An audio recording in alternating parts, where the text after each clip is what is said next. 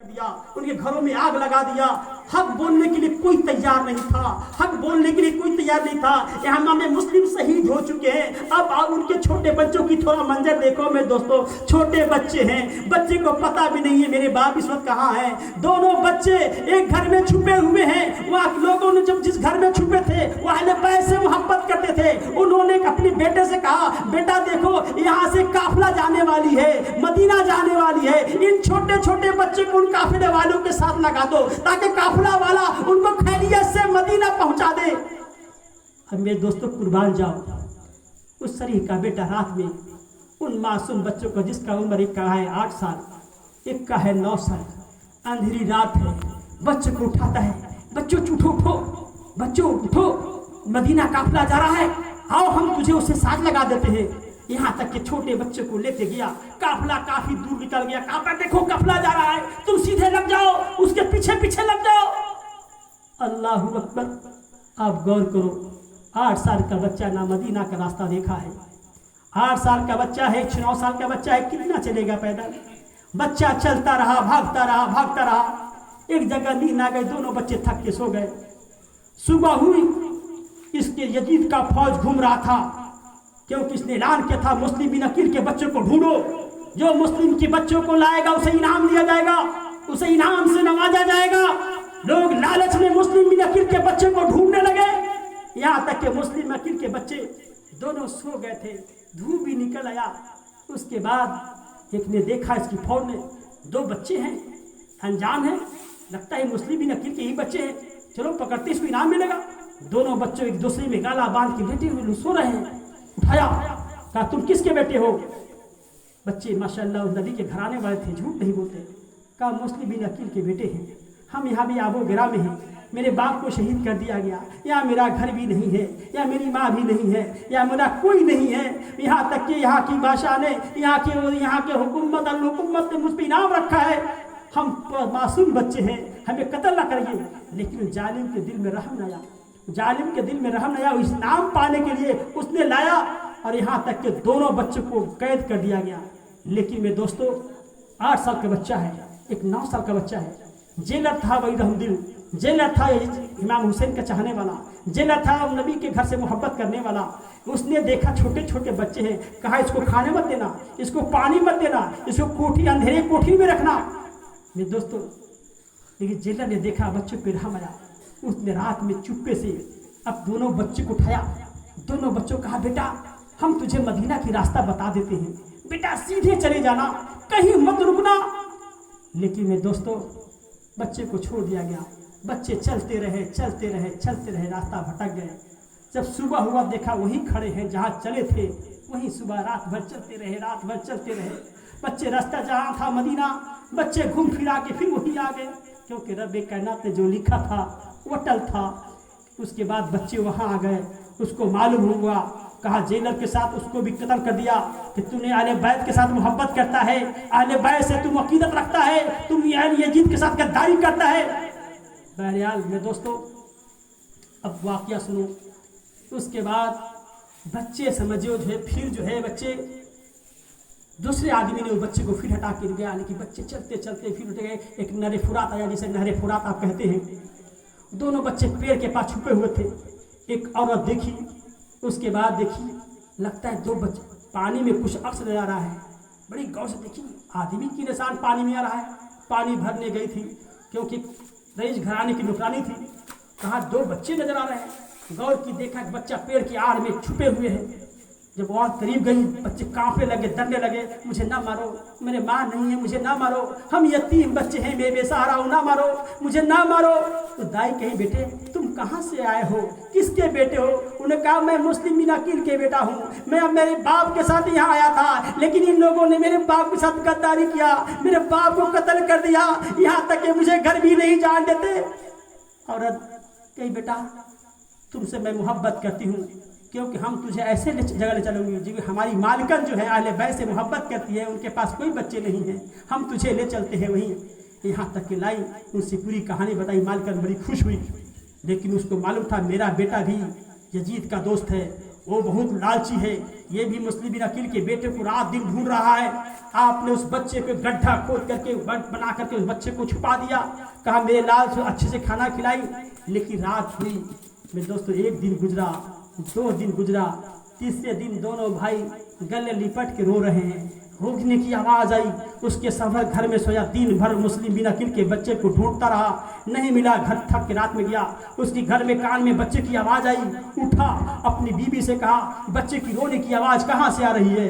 उसने कहा अरे सो जाइए, पड़ोस की बच्चे होंगे, किसी घर में बच्चे रो रहे होंगे। फिर सो गया, फिर बच्चे की रोने की आवाज आई, फिर उठा, कहा नहीं नहीं, आवाज हमको इतनी दूर में आ रही है।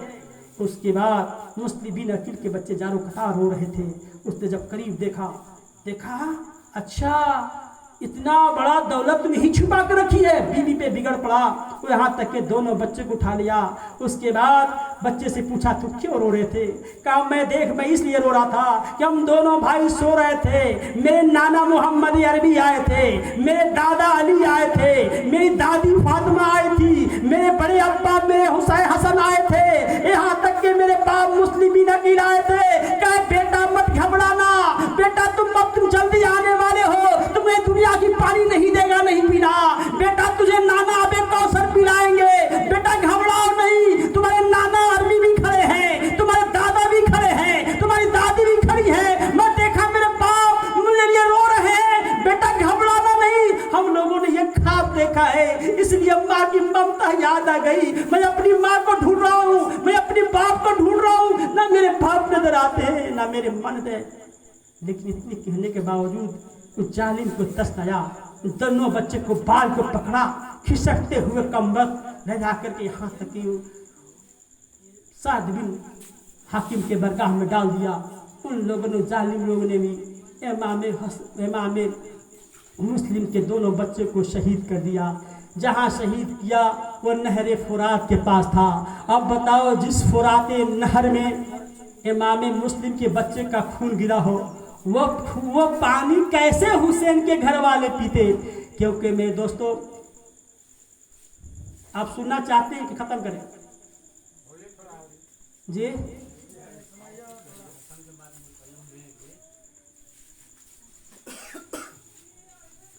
क्योंकि बहुत मुख्तसर ले रहा हूँ, वाक़यात को समझिए हम मुझे पहुँचे नहीं है, ताकि आपके जहन में दोस्तों।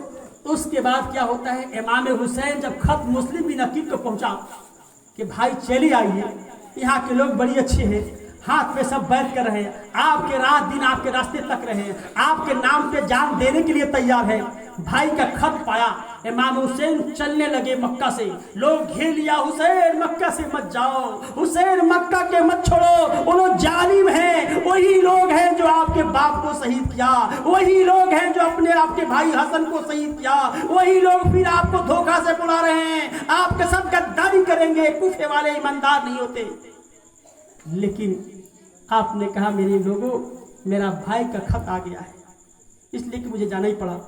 अब बताओ, जब चलने लगे इमाम हुसैन अपने घर वालों के लिए, पूरे कुंबे में कितने लोग थे, मात्र 72, जिसमें 6 महीना का बच्चा मासूम अली असगर भी था। वो लोग चलते चलते मैदान करबला में पहुंचते हैं। आप मैदान करबला में कब पहुंचते हैं? आज 5 छठा लग चुका है, 6-5 को ही आप करबला में पहुंचते। उसके बाद जब पहुंचे, पूछा अपने बेटे से, बेटा कि जगह का नाम क्या है? उसका नाम था पुराना नेनुआ। का बा इसका नाम नेनुआ है? का बेटा क्या इसका कुछ और नाम भी है? कहा अब्बा इसका नाम करबोबला भी है, इसको नाम करबला भी है। तो आपने फरमाया बेटा ये करबला है, करबोबला है, ये मेरा आखिरी पड़ाव है। ये दोस्तों, इमाम हुसैन अपने घर बार वालों को लेके, जिसमें छोटे छोटे मासूम अली असगर, आपके छोटे बच्चे, जब इमाम हुसैन मक्का से चले थे तो आपके एक बेटी थी जिसका नाम था सोगरा, बड़ी बुखार में थी। वो भी मैं चलने लगी, अब्बा हुजूर हम भी चलेंगे। आपने कहा बेटी सोगरा तुम बुखार तुझे है, तुम बहुत कमज़ोर हो, तुम नहीं चल सकती, लेकिन कहीं अब्बा हम साथ चलते हैं, अपने भाई अली असगर का झूला झूलाएंगे, अपने भाई अली अकबर की दुल्हा बनाएंगे, मैं कासिम की दुल्हा बनाऊंगी। अब्बा मुझे ले चलो, मैं कभी जिद नहीं करूंगी। लेकिन आपने देखा बेटी तुम बहुत बीमार हो, बहुत कमजोर हो, तुम जाने के लायक नहीं बेटी, तुम अच्छी हो जाओगी, हम बुला लेंगे।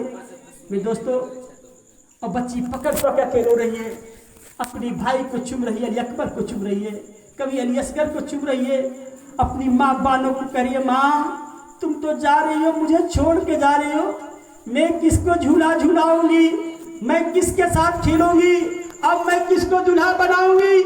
मेरा भाई अकबर भी जा रहा है, मेरा भाई असगर भी जा रहा है, मेरा भाई कासिम भी जा रहे हैं। आप रोती रही। आपने इमाम हुसैन ने अपनी बेटी को समझाया। समझाने के बाद मैदान करबला में आए। पहले से यजीदियों की फौज, लाखों की फौजें लगी थी कि हुसैन को जिंदा मत जाने देना। हुसैन को पानी नहरे फुरात पे पहरे लगा दिया। कहा कोई हुसैन का कोई बच्चा को पानी मत देना, चिड़िया पे चिड़ुम पे मना न कीजिए, फातिमा के लाल को पानी न दीजिए। आपने नहरे फुरात पे पहरा लगा दिया। इमाम हुसैन मैदान करबला में है। छे गुजर गया, सतवा गुजर गया, यहाँ तक कि कहा हुसैन तुम्हें यजीद की बैत कर लो, न तो जंग के लिए तैयार हो जाओ। इमाम हुसैन ने कहा लोगों मैं जंग करने के लिए नहीं आया था, तुम लोगों ने मुझे खत दिया है तब आया हूँ, तुम लोगों ने मुझे उगनाना का वास्ता दिया तब आया हूँ, हम जंग करने के लिए नहीं आए हैं। देखो हमारे छोटे छोटे बच्चे हैं, देखो हमारी बीवियां भी साथ में है, देखो मेरी बेटी भी साथ में है, देखो मेरी बहन भी साथ में है। लेकिन जालिमों की बात समझ में नहीं आई। कहीं हुसैन तुझे जिंदा नहीं जाने देंगे, तुझे यजीद की हाथ में बैत करना है तो करो, नहीं करना है तो जंग के लिए तैयार हो जाओ। इमाम हुसैन समझाते रहे लेकिन जालिम समझे नहीं। मेरे दोस्तों, उसके बाद मैदान करजा शुरू हो गया। अब हुआ जंग में पहले कौन जाएगा। सारी कहानी को मैं छोड़ करके सिर्फ 2 ही की कहानी बता रहा हूँ, क्योंकि 72 की कहानी बताने के लिए वक्त चाहिए। आपको मेन हुसैन या आपकी 2 बच्ची की कहानी सुनो। मैदान करबला शुरू है, करबला का रन शुरू है, यहाँ तक के जंगे शुरू हैं, यहाँ तक के इमाम हुसैन की एक एक करके सारा कुंभा कट चुका है। यहाँ तक के आखिरी में आपका भंजा है औनो मोहम्मद। एक भाई का उम्र है 16 साल, एक भाई का उम्र है 15 साल। ये दोनों बीवी जैनब की बेटे हैं, यानी इमाम हुसैन की बहन की बेटे हैं। यहाँ तक के मेरे दोस्तों, दोनों भाई, यहाँ तक कि आपके भतीजे कासिम जो इमाम हसन की एक ही बेटा था जो जिंदा थे, आपने यहाँ तक के समझिए मैदान करबला में वो भी थे। इमाम हुसैन ने सारे बच्चे की शहीद हो गया। उसके बाद इमाम हुसैन के बेटे अली अकबर जो मेरे आका की मुसाबे थे, मेरे आका की हम शक्ल थे।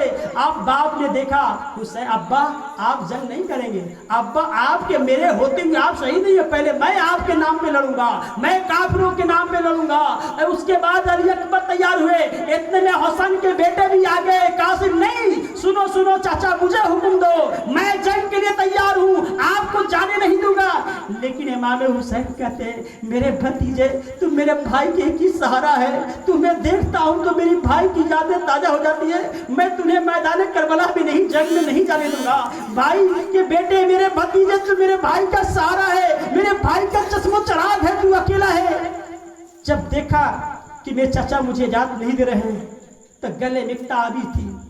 कहा चाचा जान इस ताबीज को पढ़ लीजिए। कहा बेटा ये क्या है। चाचा जान मेरे अब्बा हुजूर हसन ने वफा से पहले ताबीज बना के मुझे दिया था। कहा था बेटा अली, बेटा कासिम, अगर तुम्हारे चाचा के साथ कोई मुसीबत आ जाए बेटा तुम चाचा के साथ जान दे देना, पीछे मत होना, चाचा के साथ मत छोड़ना। चाचा इससे बड़ा मुसीबत क्या होगा, इससे बड़ा मुसीबत कोई है ही नहीं। कहा था बेटा उसी वक्त तुम इस तावीज को खोलना और अपने चाचा को दे देना और अपने चाचा के नाम पे शहीद हो जाना, लेकिन चाचा के साथ मत छोड़ना। चाचा जान इस तावीज को देखिए।